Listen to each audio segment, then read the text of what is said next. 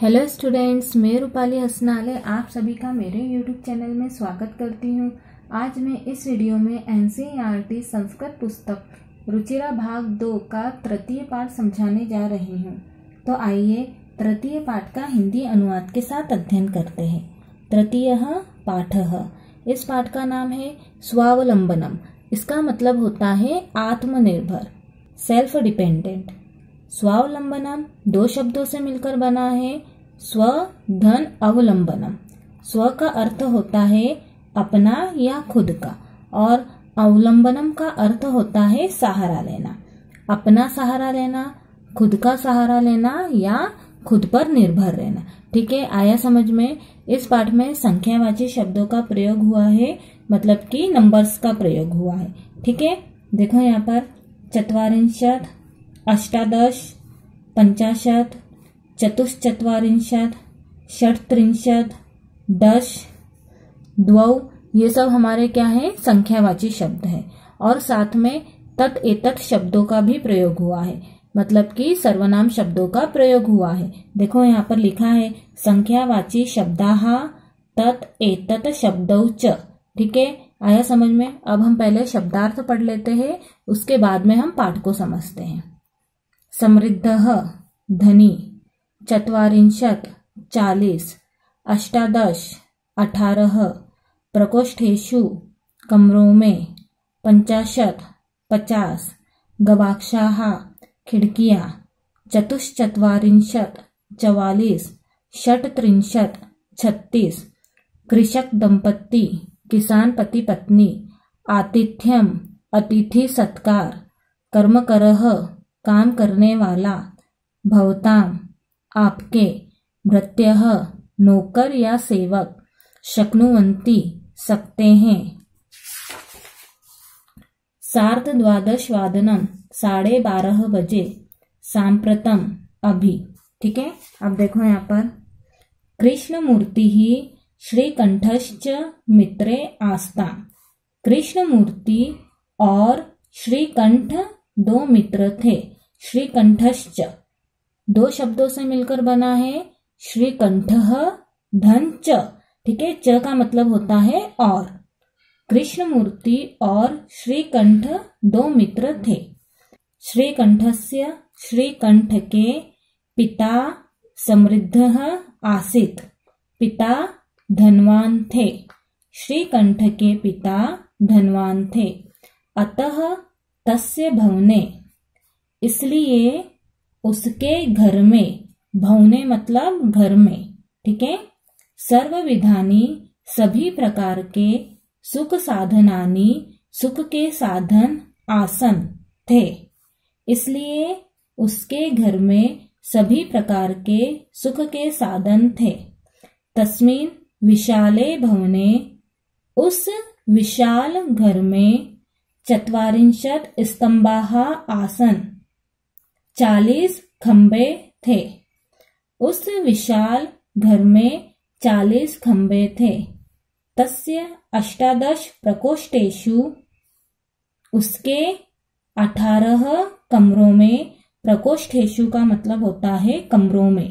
ठीक है, पंचाशत् गवाक्षाः 50 खिड़कियां, चतुश्चत्वारिंशत् द्वाराणि 44 दरवाजे, षट्त्रिंशत् विद्युत व्यजनानि च आसन्, और 36 बिजली से चलने वाले पंखे थे। ठीक है, विद्युत व्यजनानि मतलब बिजली से चलने वाले पंखे। विद्युत का मतलब होता है बिजली और व्यजनानि का मतलब होता है पंखे। ठीक है, उसके 18 कमरों में 50 खिड़कियां, 44 दरवाजे और 36 बिजली से चलने वाले पंखे थे। तत्र 10 सेवकाः निरंतरं कार्यं कुर्वन्ति स्म, वहां 10 नौकर। ठीक है, सेवकाः मतलब नौकर या फिर सेवक। ठीक है, लगातार कार्य करते थे। कुर्वन्ति स्म का मतलब करते थे। वहां 10 नौकर लगातार कार्य करते थे। परंतु कृष्णमूर्तेः, कृष्णमूर्ति के माता पिता च, माता और पिता निर्धनों कृषक दंपत्ति गरीब किसान पति पत्नी थे। परंतु कृष्णमूर्ति के माता और पिता गरीब किसान पति पत्नी थे। तस्य गृहम उसका घर आडंबर विहीनम दिखावे से रहित साधारण च आसीत और साधारण था। उसका घर दिखावे से रहित और साधारण था। किसका घर दिखावे से रहित और साधारण था? कृष्णमूर्ति का घर। ठीक है, अब देखो कृष्णमूर्ति और श्रीकंठ दो मित्र थे। ठीक है, श्रीकंठ के पिता बहुत धनवान थे, इसलिए उनके घर में सभी प्रकार की सुख सुविधाएं थी और उनके विशाल भवन में 40 खंबे, 18 कमरों में 50 खिड़कियां, 44 दरवाजे और 36 बिजली से चलने वाले पंखे थे और वहां पर 10 सेवक लगातार काम करते थे।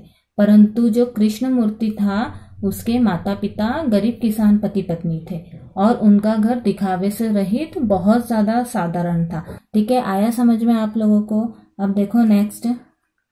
एकदा श्रीकंठः तेन सह, एक बार श्रीकंठ उसके साथ, किसके साथ? कृष्णमूर्ति के साथ। ठीक है, प्रातः 9 वादने, सुबह 9 बजे तस्य गृहम अगच्छत, उसके घर गया। एक बार श्रीकंठ उसके साथ सुबह 9 बजे उसके घर गया। तत्र कृष्णमूर्ति ही तस्य माता पिता च, वहां कृष्णमूर्ति उसके माता और पिता ने स्वशक्तया अपने सामर्थ्य से, मतलब अपनी शक्ति के अनुसार, श्रीकंठस्य आतिथ्यम अकुर्वन्, श्रीकंठ का अतिथि सत्कार किया। वहां कृष्णमूर्ति उसके माता और पिता ने अपने सामर्थ्य के अनुसार श्रीकंठ का अतिथि सत्कार किया।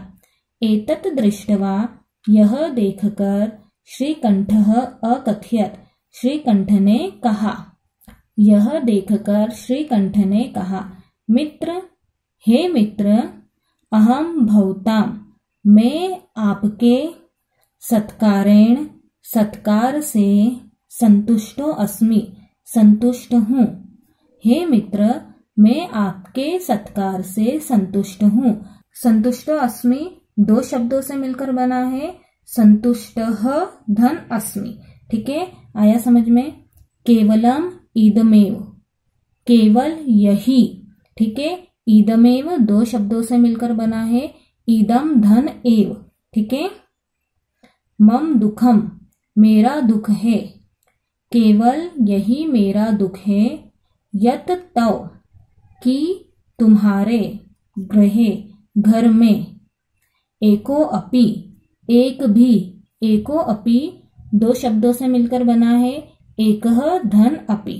ठीक है, एक भी, भृत्यः नास्ति, नौकर नहीं है। केवल यही मेरा दुख है कि तुम्हारे घर में एक भी नौकर नहीं है। मम सत्काराय, मेरे सत्कार के लिए, भवताम बहु कष्टम जातम, आपको बहुत कष्ट हुआ। मेरे सत्कार के लिए आपको बहुत कष्ट हुआ। मम गृहे तो, मेरे घर में तो, बहवः कर्मकराः सन्ति, बहुत नौकर है। मेरे घर में तो बहुत नौकर है। तदा कृष्णमूर्ति ही अवदत्, तब कृष्णमूर्ति बोला, मित्र, हे मित्र, ममापि 8 कर्मकराः सन्ति, मेरे भी 8 नौकर है।